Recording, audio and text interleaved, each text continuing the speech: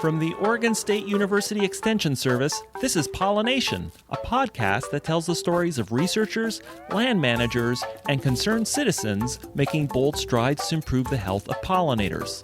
I'm your host, Dr. Adoni Melathopoulos, Assistant Professor in Pollinator Health in the Department of Horticulture. Late summer is a critical time for a lot of bees. This includes our native bees, late season bees that need the nectar and pollen late in the season, often under low moisture conditions to be able to have good reproductive success, but also for honeybees. Honeybees need that nectar and pollen as well to be able to prepare for winter. But in addition, it's a critical and crucial time for the management of honeybee diseases, and in particular parasitic mites. And that's where today's story comes in. As you know, I was at the Southern Alberta Beekeepers meeting earlier in the year, and I had the good fortune to drive with Dr. Renata Labuschagne. Many of you know her as Dr. Renata Borba. She's with the Alberta Beekeeper Commission. She's been with the commission since 2019. Previously, she was at the Beaver Lodge Research Station. She did her PhD at the University of Minnesota, working with Dr. Marla Spivak. She knows a lot about varroa mites. And this last year, beekeepers on the Canadian prairie suffered historically atrocious losses. It was a really difficult time for many of the beekeepers. A long winter combined with what looked like very high mite levels going into winter. So in this episode, we're going to talk with Renata about what those high mite levels did to the colonies and how it affected the viruses later in the year. But she's also going to talk about some innovative programs that they have in the province of Alberta that we'd love to see here in Oregon, where their tech transfer team actually goes into beekeeping operations to do training with their staff. A really innovative approach. All sorts of things, very timely for this time of year for Oregon and Pacific Northwest beekeepers. So let's just jump right into it. In a car, driving from Lethbridge to Calgary, Alberta, this week with Dr. Renata Labuschagne on pollination.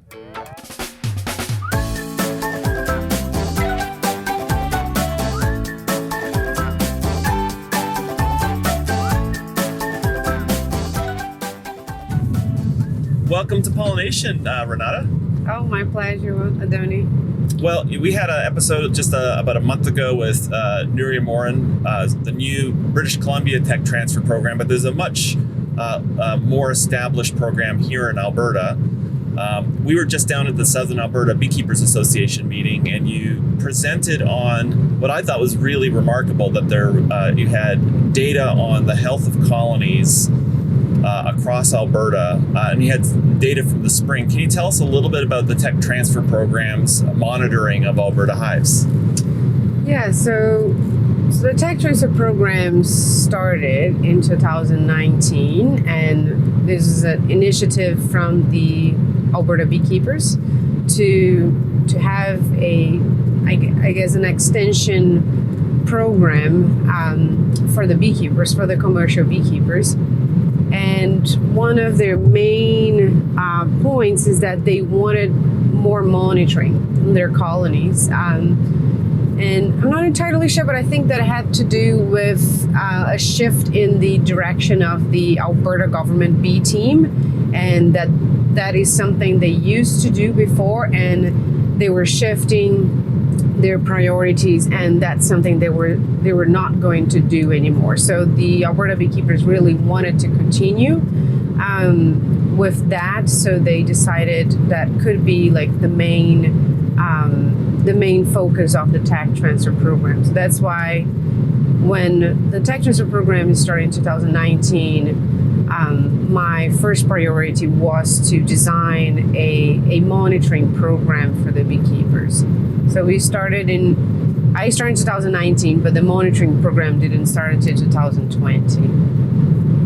And so you go around to, and the thing we should add is I've spoken about Alberta on the podcast in the past, but I'm not sure people quite recognize the distances this industry spans. It goes all the way from, Manning, the North Piece, to here in Alberta. That is a few thousand kilometers.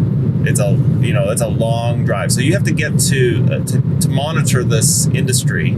I imagine you need to make sure that you have samples from those different regions, those diverse areas of Alberta beekeeping? Yeah, so we divide Alberta into five regions, and we travel all 5 regions to collect sample from these beekeepers.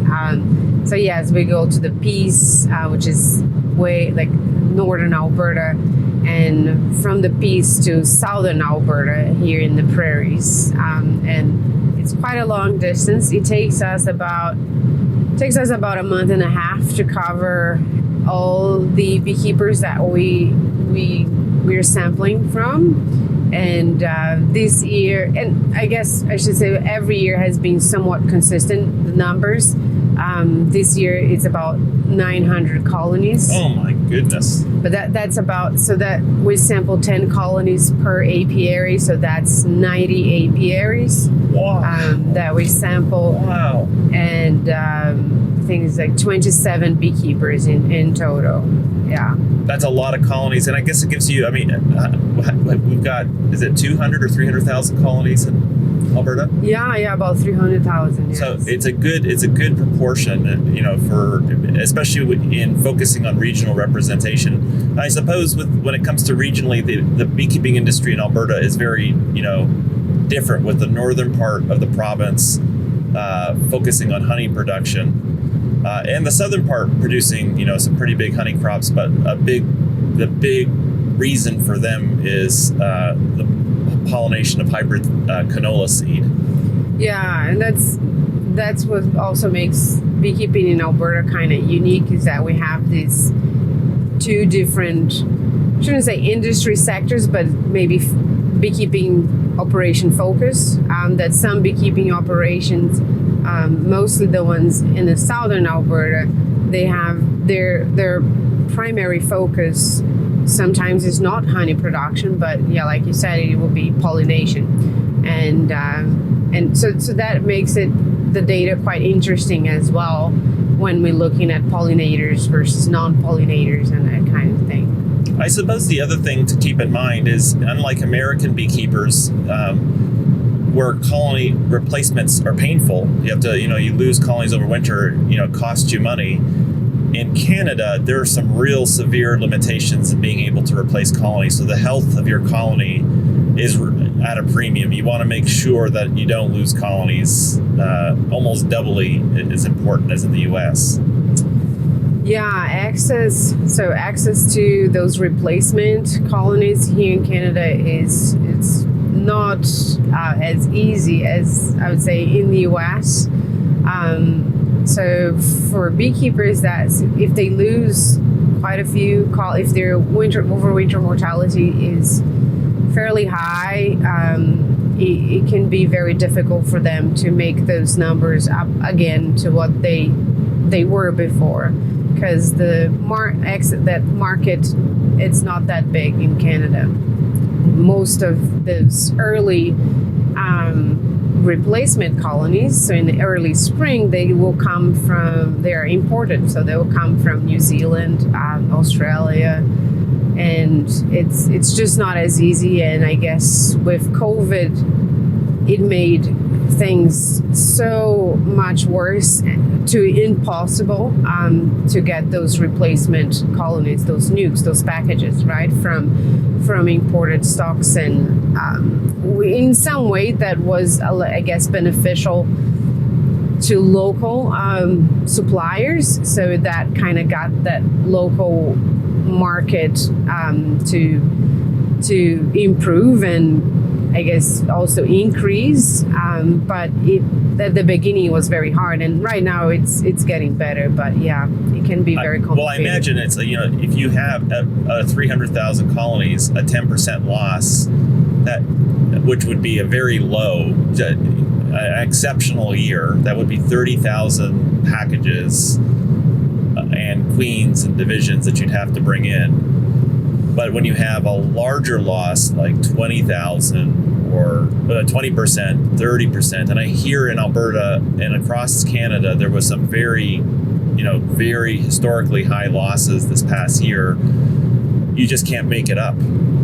Yeah, we're talking about 45-50%. So that's let's say 50%, just make it easy. My math would be 150,000 colonies. I mean, that's huge, and that we will likely see a difference every time Alberta has a high overwinter loss. We see that on the honey production data, like Canada-wide, right? So we'll likely see a decrease, or maybe not. Maybe we'll have a really good year as well. I mean, we'll see. But in the past historical data, when we look at it, every time Alberta has high overwinter loss, honey production Canada-wide also goes down. Well, I could just imagine in a year where input prices have just gone through the roof, this must be a really hard year to absorb and try to make up those losses. And especially with honey prices being high, and people probably are, had hoped to be able to have good productive colonies going into the honey flow.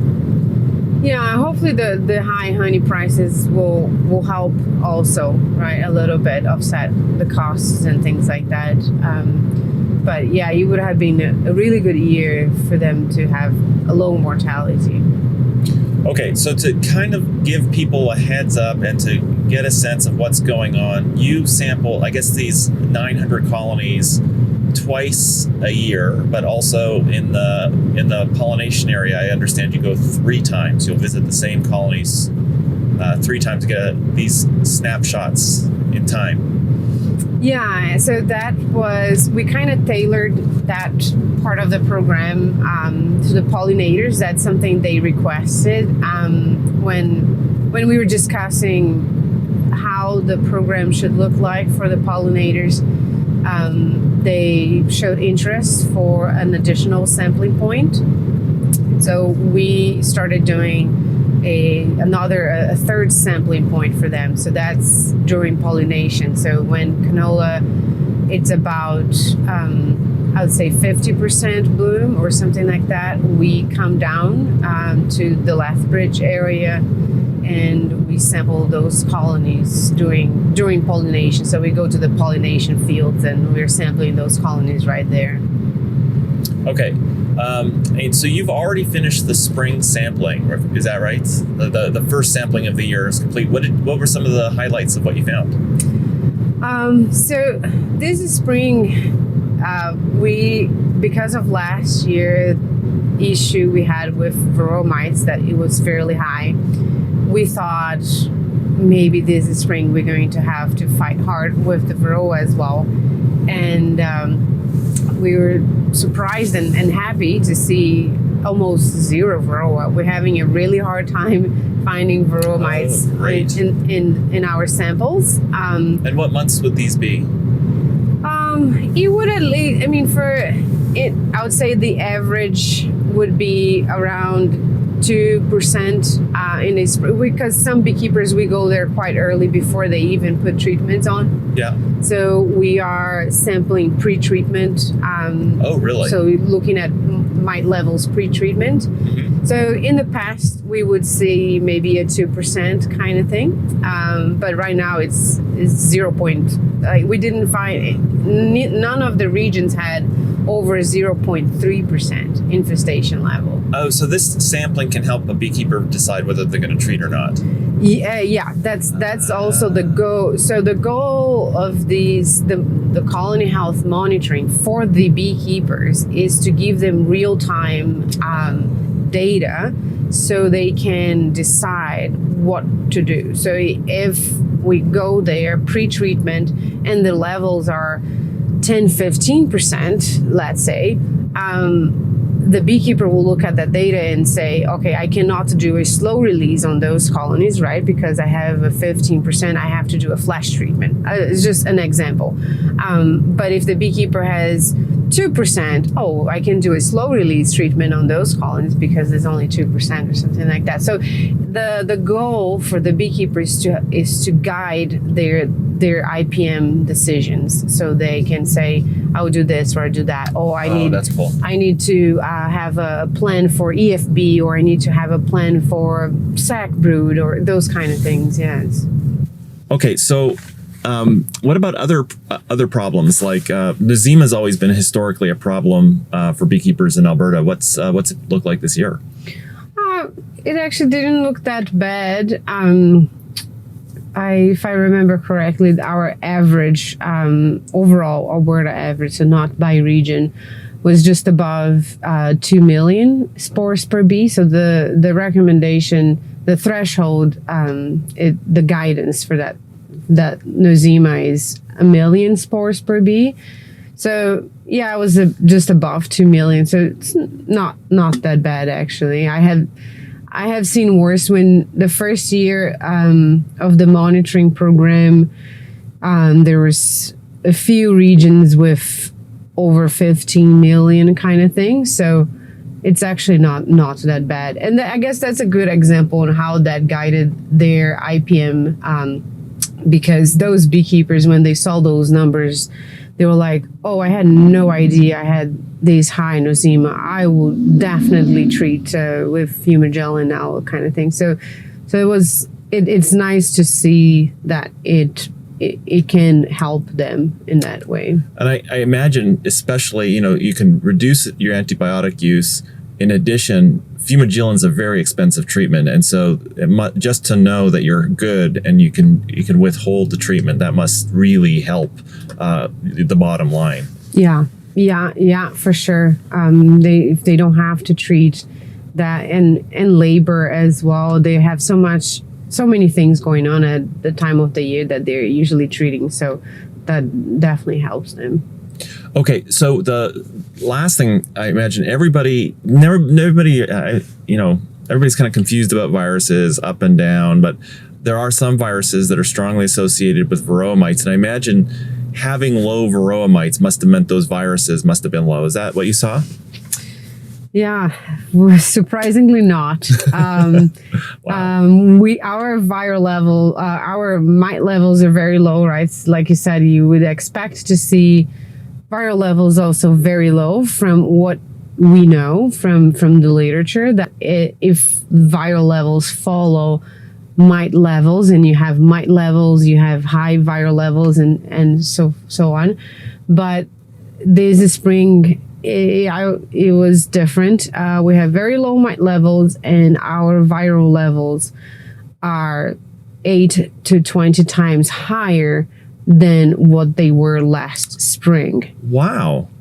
So it was very shocking to me to see such high viral levels, and especially when the mite levels were so low. But because of the issue we had last year with mites, that the mite population was so high throughout the year, it's very likely, and that's why we're seeing high viral levels right now, that viral population stayed, and this is carryover from last year's high viral levels.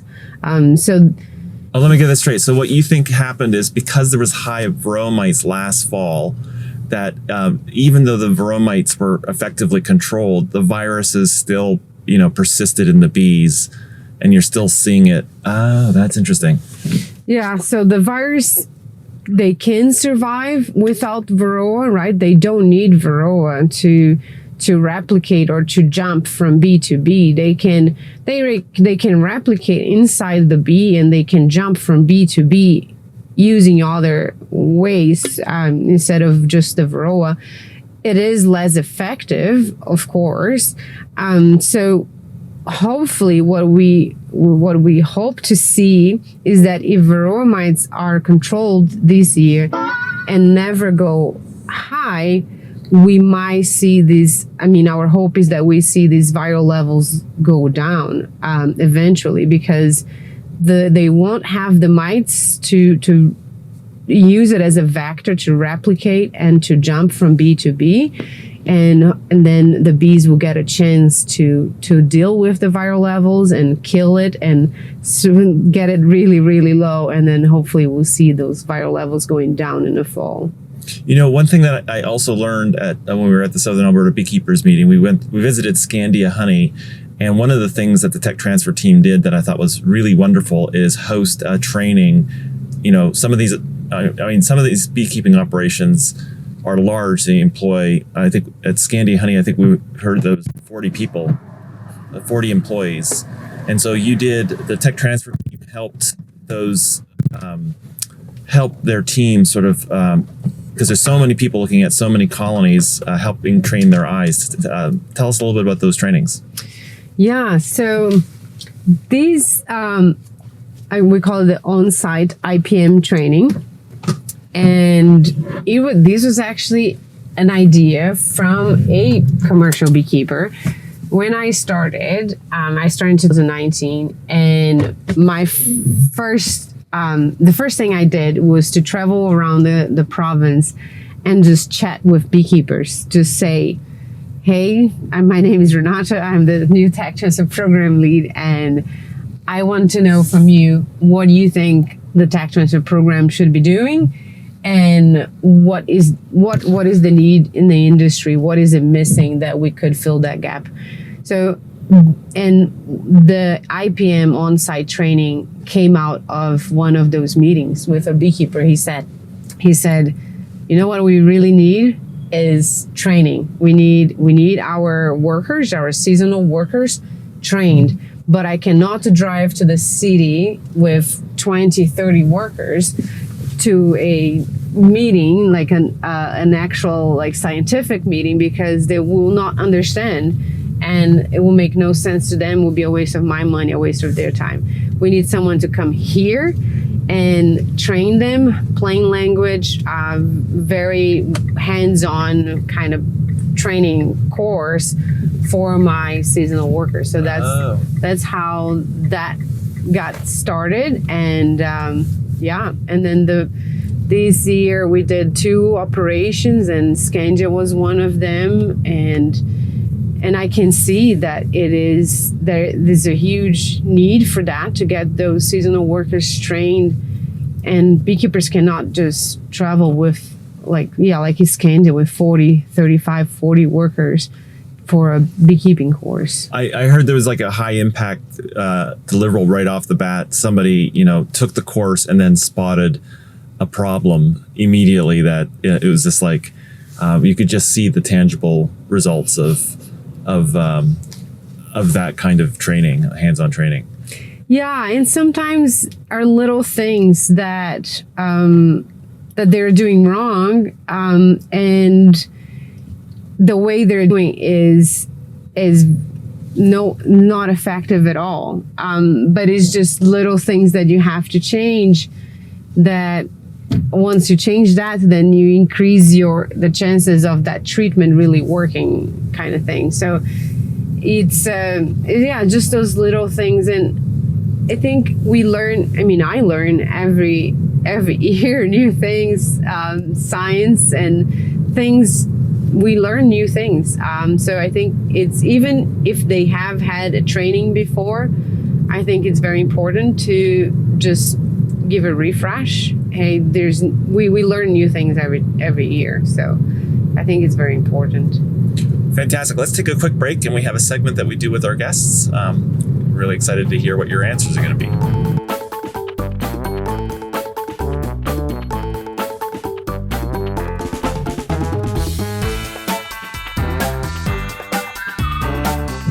Okay, we are back from southern Alberta with Renata. And what is the book that you want our listeners to know about?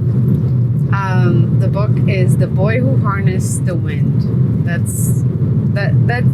read that book, I think, maybe 5-10 years ago, and I still remember, like, it was really good book. I liked it. I've never heard of the book. What's it about? It's fiction, I suppose. No. It's a true story. Yeah. And they actually have a movie. Like, if you're not into books, you can. If you're not into books, you can watch the movie on Netflix. I think it's Netflix. That has made a movie about this book. It's a true story. It's a boy from Africa, and he created this windmill out of just junkyard parts, and they had no electricity in his house, in his town, and that's how he generated electricity. He created that windmill with like bike wheels and things from a junkyard. Really? And this boy was a self-taught boy. Their parents didn't have money for him to go to school, so at some point he had to leave school, and he just went to the library and asked the lady, like, just to use the books. He didn't have money to rent books either, but this awesome lady just let him borrow those books, and so he's self-taught. Like, he read those books and he built his own windmill, and eventually he created like enough attention from big people, and the whole town had electricity because of him. Oh, wow. It is an amazing story of determination. Someone that had no ways of learning, like education, it should be available to every single human being, right? And that one did not have that, but that didn't stop him from learning. And it's an amazing story. In some ways it does remind me, apart from not having the resources, but Alberta beekeepers are very resourceful. Mm-hmm. And you must have this experience where you roll into somebody's operation and they've got something invented, and it blows your mind. Yeah, and it's creative, and it's like, this is can I take a photo? And like we saw some at Scandia, right? Like the forklift. The forklift was an old Toyota truck. And I think the Philpotts had this as well. They kind of innovated, but they reversed it. Yeah. And then they made a forklift out of this old Ford truck, and the engines were really available. And exactly. And it's so crazy. Smart. Yeah. It's really smart people. It's amazing. Well, I guess the other thing about that story that reminds me of the beekeepers is the sharing, the capacity to share. Is, we were in southern Alberta, and that truck design, I remember, came out of the Philpotts operation. You see it now kind of like taken on at Scandia, that people come up with these inventions and then they spread them around. Like, you start to see them propagate. Yeah. Fantastic. That's a great book. And we'll link it in the show notes. The next question we have for you is, do you have a go-to tool for the kind of work that you do? A veil. Because I have forgotten my veil, not just once, but a few times. I'm not going to embarrass myself by saying how many, but a few times. And I was far away enough, like, to go back to, like, I couldn't just go back to the lab. I was like an hour away. I couldn't go back to the lab. So you had one tucked under your seat or something. Oh man, no, I wish I had that. Oh no. I had a plastic bag. A see-through plastic bag. Did you not see the warning on the plastic bag? I avoided. I'm an adult. It says children there. And I made a few holes on the plastic bag. I'm like, I will not go back for a veil. It's like a 1 hour drive. Yeah. So I used a plastic bag with small holes, like small enough that I wouldn't die and the bees wouldn't go through. Oh man, I should have taken a photo, but I never thought of that, to be honest. I just get. When you were desperate, you think of many things. That's right. So. And I guess that's the thing about here, southern Alberta, is that the bee yards are very far apart, and it's, it's a lot of space out here, and you can be hours from your office. There's a lot of back roads. It looks flat. I guess, the thing I always think about southern Alberta, it looks flat, and you think, I know where to go. But when you're deep down in those county roads, like, you can get lost. Mm-hmm. Yeah. Thank goodness for GPS. Yeah. Okay, a veil. Since we're in southern Alberta, I do remember Sid Gridanis once saying, veil or smoker. and he chose smoker, and I thought that was a crazy thing. I would way rather have a veil. I think I'd rather have a smoker. Oh, you too? Yeah, I think so. Because at least if I have to do just a quick check, maybe I can just use my plastic bag.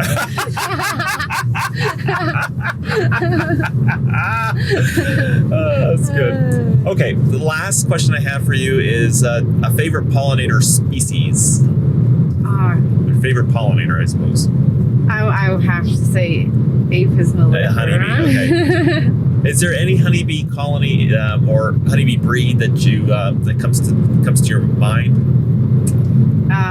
Any honeybee colony or any honeybee breed. I did enjoy working with Africanized bees when I lived in Brazil, and it was an interesting experience, I think, and it's very different compared to working with European bees. So that, I guess, that would be my pick. I love Africanized. Going to Europe and Africa and just seeing the bees, because it's so recognizable. There's something off with them, right? You know, you look at it and it's like, I know this species, but there's something, they're acting funny or they look funny, and it's kind of like this strange familiarity, but I don't know anything about this critter. Yeah, and the way you work with them and the way you set up your bee yard is completely different. Like, with Africanized, you cannot put 4 in a pallet. Oh, hell no. Like, even those kind of things, right? You have to space them out. You have to space them out, yes. And in a lot of those countries where Africanized bees are present, they have issues with ants. So you also need a different hive stand to keep the ants out and those kind of things. So it's very interesting just to kind of see the setup and everything, how they work with those colonies. It's very interesting. Yeah. You know, honeybees are also my favorite pollinator species, and part of it is I love the fact that you can go to practically any place in the world and talk bees with somebody. You know, you don't even need to speak the language, but you just have this common experience of apiculture, which, you know, you don't have with Anthophora. Yeah. Maybe with Osmia, there's Osmia people around the world, but there's something about Apis mellifera that you just, especially if you're a travel bug like myself, you really can strike up a conversation in any small village or town, just saying, hey, I see you got bees. Yeah. Well, good luck. I know it's going to be a tough season for Alberta beekeepers, but I know they're resilient, and it's really great that they've got this technical support in the tech transfer team to help them kind of solve some of their problems. So thanks for taking time to let me interview you today. Oh, my pleasure. Thank you so much for listening. The show is produced by Quinn Sin and Neal, who's a student here at OSU in the New Media Communications program, and the show wouldn't even be possible without the support of the Oregon Legislature, the Foundation for Food and Agricultural Research, and Western SARE. Show notes with links mentioned on each episode are available on the website, which is at pollinationpodcast.oregonstate.edu. I also love hearing from you, and there's several ways to connect with me. The first one is you can visit the website and leave an episode-specific comment. You can suggest a future guest or topic, or ask a question that could be featured in a future episode. But you can do the same things on Twitter, Instagram, or Facebook by visiting the Oregon Bee Project. Thanks so much for listening, and see you next week.